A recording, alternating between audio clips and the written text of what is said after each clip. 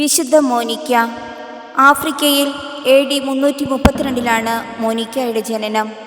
തൻ്റെ മാതാപിതാക്കളുടെ പ്രാർത്ഥനയും മറ്റുള്ളവരോട് കാണിക്കുന്ന സ്നേഹവും മോനിക്ക നന്നായി വീക്ഷിച്ചിരുന്നു. ഒരു സഹനമെന്നോണം യേശുവിനെ പറ്റിയും യേശുവിൻ്റെ ശിഷ്യന്മാർ സഹിക്കേണ്ടി വന്ന പീഡകളെപ്പറ്റിയും മനസ്സിലാക്കിയ മോനിക്ക ഭക്ഷണ സമയത്തല്ലാതെ ജലപാനം പോലും നടത്തില്ല എന്ന് തീരുമാനിച്ചു. ക്രിസ്തീയ വിദ്യാഭ്യാസത്തിന് ശേഷം 16-ാം വയസ്സിൽ വിജാതീയനായ പെട്രീഷ്യസുമായി മോനിക്കയുടെ വിവാഹം നടന്നു.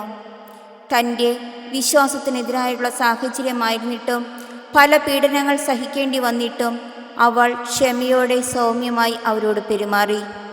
ഒരിക്കൽ തനിക്ക് വേണ്ടി പ്രാർത്ഥിക്കുന്ന മോനിക്കയെ പെട്രീഷ്യസ് കാണുകയും അത് പെട്രീഷ്യസിൽ വലിയ ഒരു മാറ്റത്തിന് കാരണമാവുകയും ചെയ്തു. മോനിക്ക, അഗസ്റ്റിൻ, നവിജീസ എന്നീ 2 ആൺകുഞ്ഞുങ്ങൾക്കും പെർപെറ്റ്വ എന്ന ഒരു പെൺകുഞ്ഞിനും ജന്മം നൽകി. AD 387 തൻ്റെ 55-ാം വയസ്സിൽ മോനിക്ക അന്തരിച്ചു.